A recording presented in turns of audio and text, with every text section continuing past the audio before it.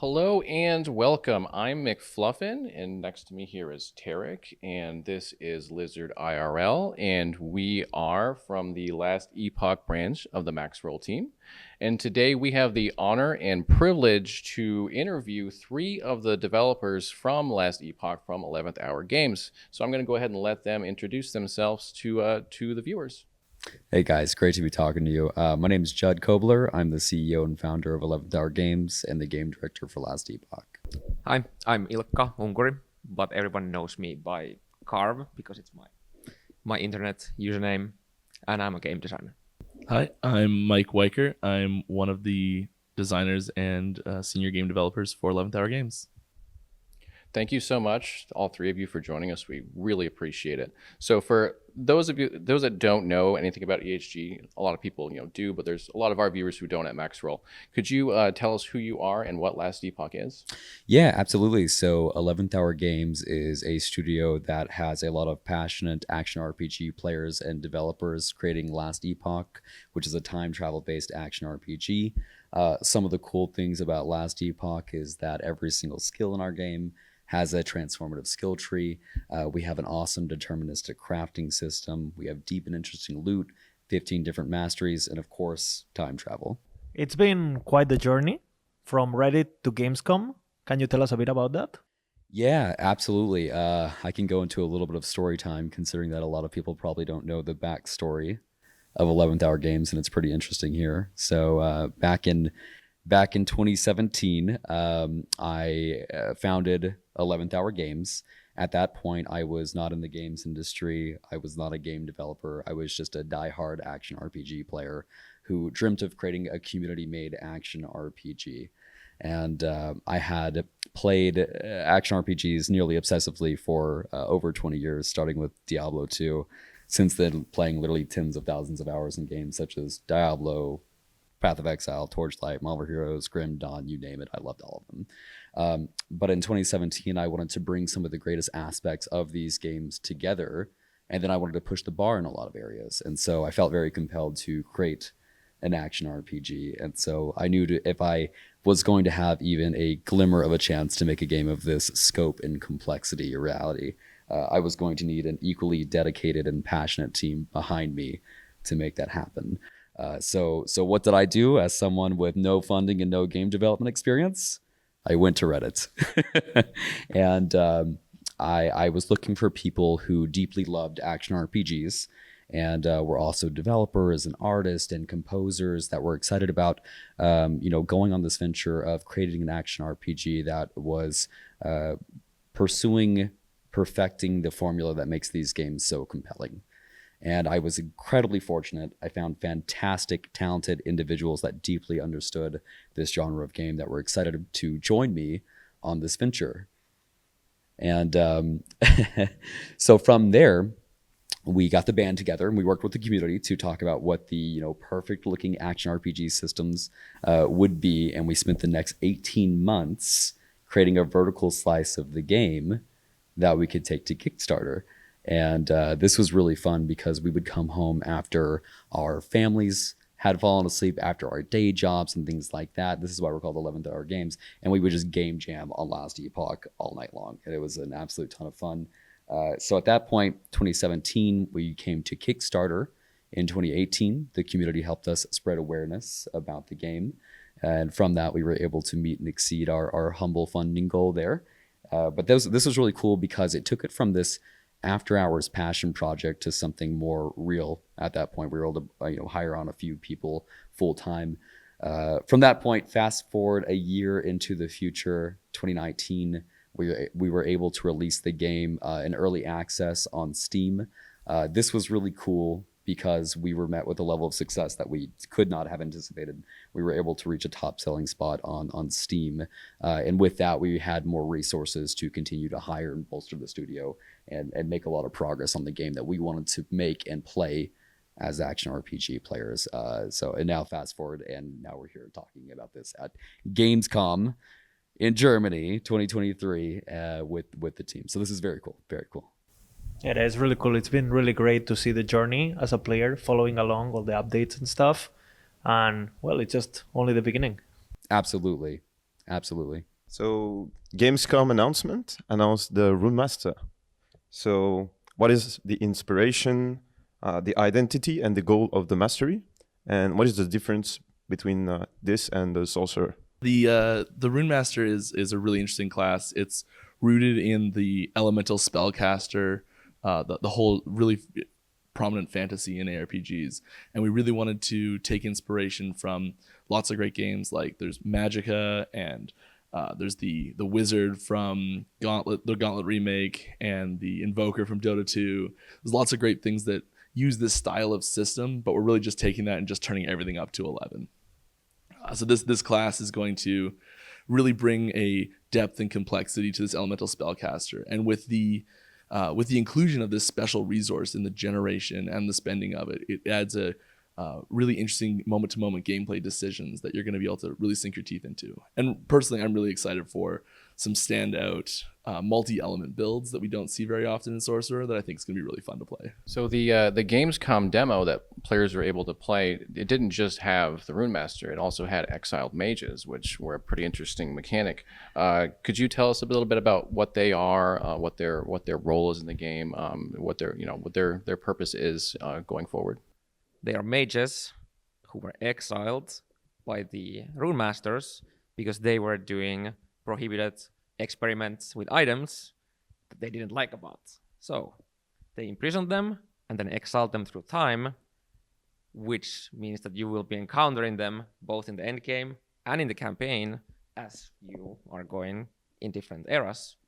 And if you interact with their rune prison, they are freed and they're obviously going to start fighting you. And if you slay them, you're going to getting their items that they were experimenting with, and they're going to have experimental affixes that are like their exclusive reward that you won't be getting anywhere else. And obviously these are like random encounters, and they're the first one, and we're going to be adding way more in the future so that we get to enrich especially the end game activities with a bunch of cool random encounters.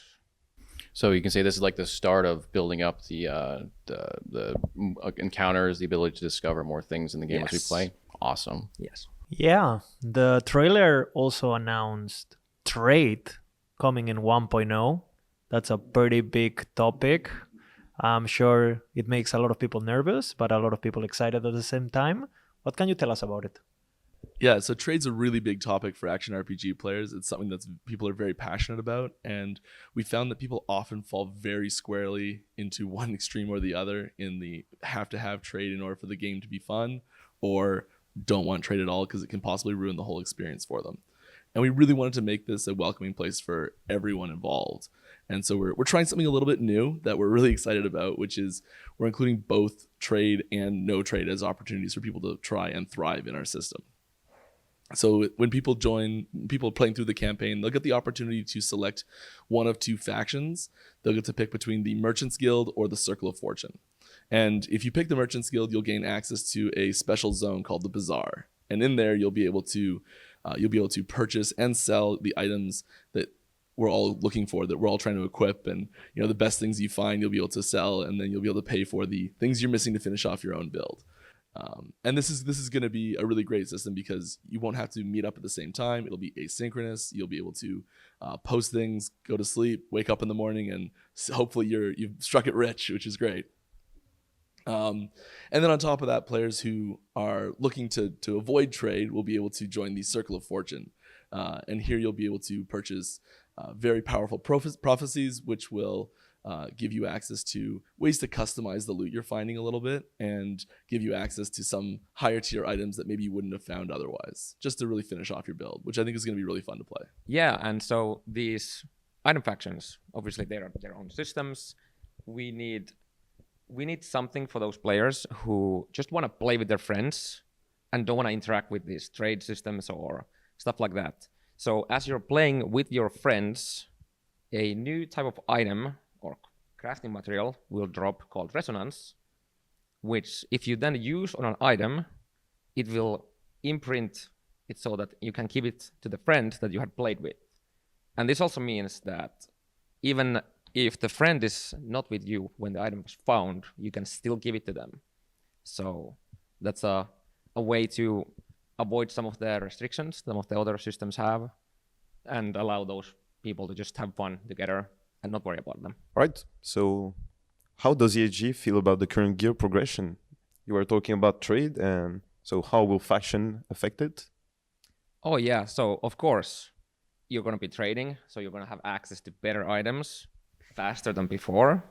So you're going to be able to, destroy your enemies way faster. And then the Circle of Fortune guys, like myself, as we can boost our item drops, we get those prophecies to be able to target farm more. We are also going to be getting better gear. So our power is going to be higher than the enemies would normally be. And we have a bit of a low point in the early endgame where we have a bit of a plateau when it comes to the gear progression. So obviously the ceiling is going up now, so you're going to be able to trade for items. So the plateau is like way up there now, and same goes for the Circle of Fortune. So that means that the power creep, so player is going to be stronger than the enemy. So we have to understand. So we have two things. One thing that we've already been doing, which is whenever we have a major patch, we are increasing the monster health and damage. You can see this on the patch notes if you go way back. And then we are making better monsters that are smarter, have cooler abilities, they're way more engaging, and we are reworking old kind of bad monsters into way better ones as well. All right, so we just talked a lot about itemization and the improvements you all are making, and that it sounds super exciting. Of course, with these games, that's a big part of it, but another big part is Endgame. So could you guys tell us a little bit about your plans going forward for Endgame? Yeah, absolutely. There is a lot. In-game is, of course, extremely important in these games. The vast majority of time that people are going to spend in an action RPG in Last Epoch is an in-game.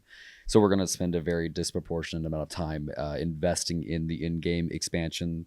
To give you a couple examples here, we have multiple in-game expansions for the Monolith of Fate already planned.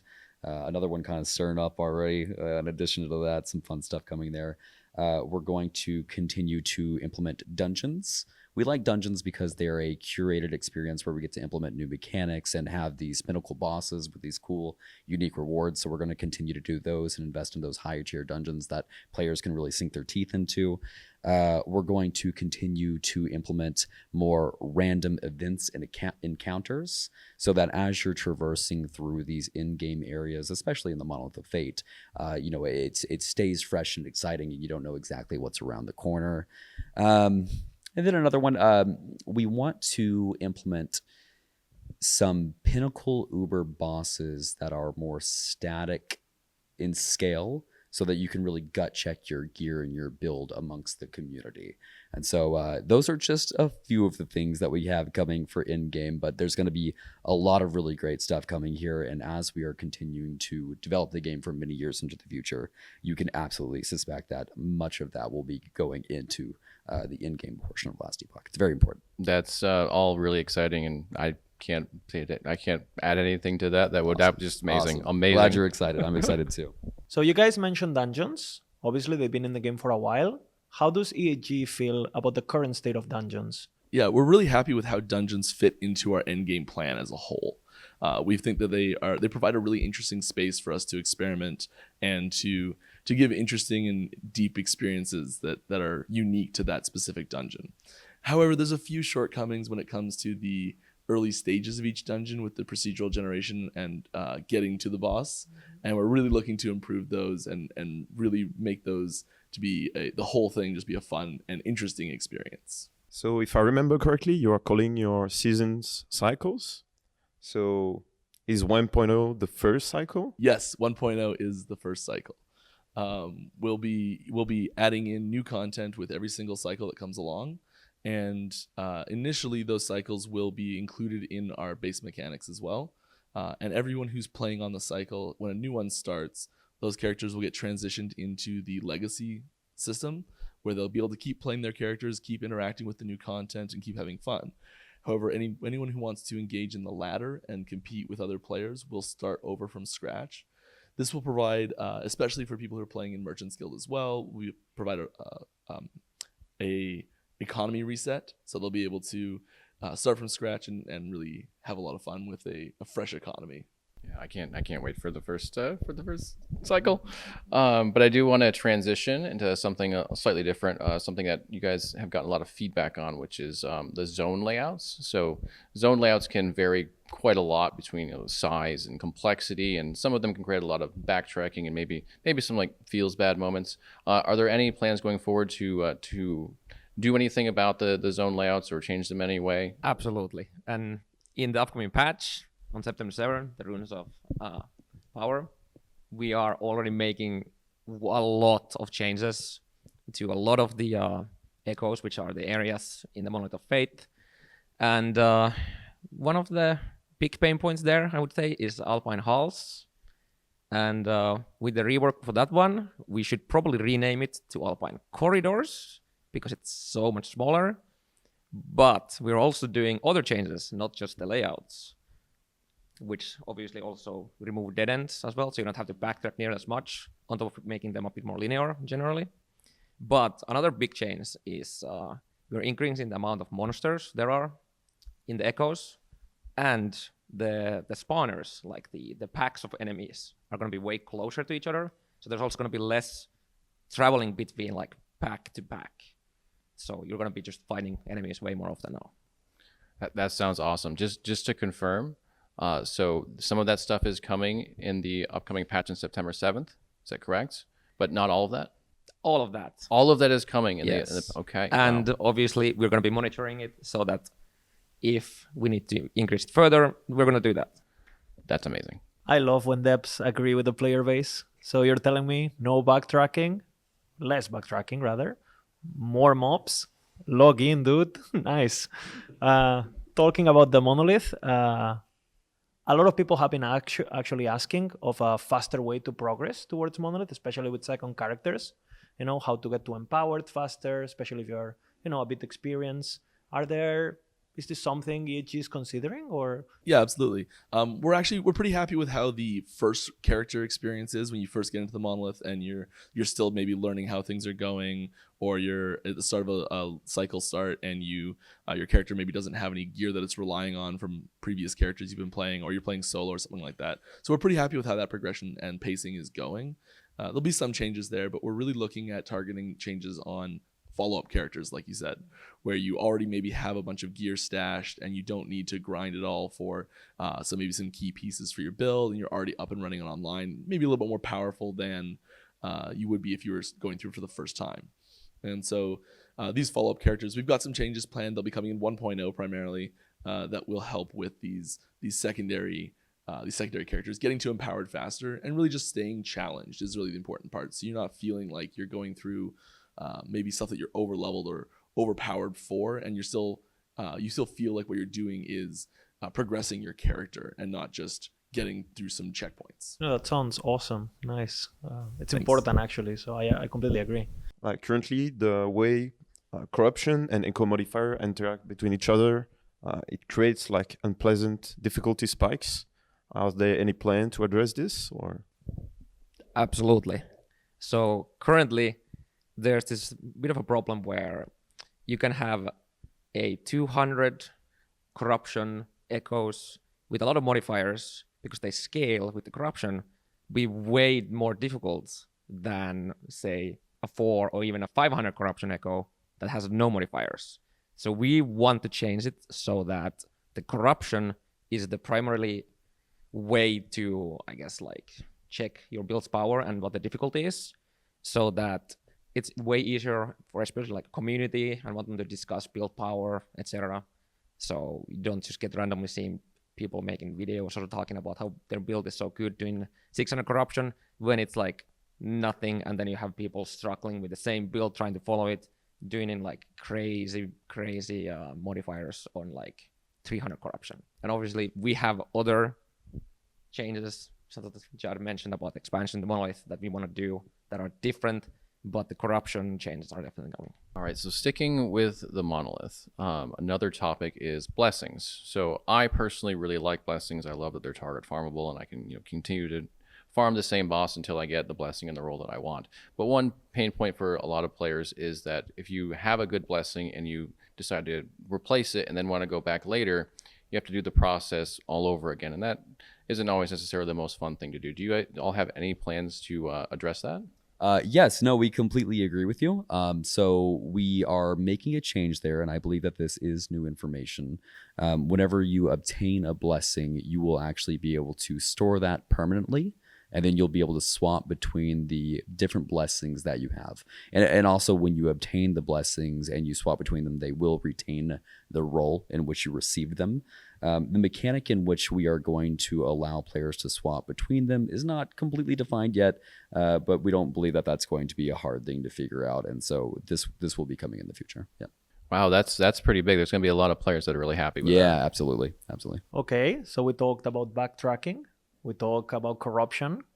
We talked about, the echoes and the blessing system.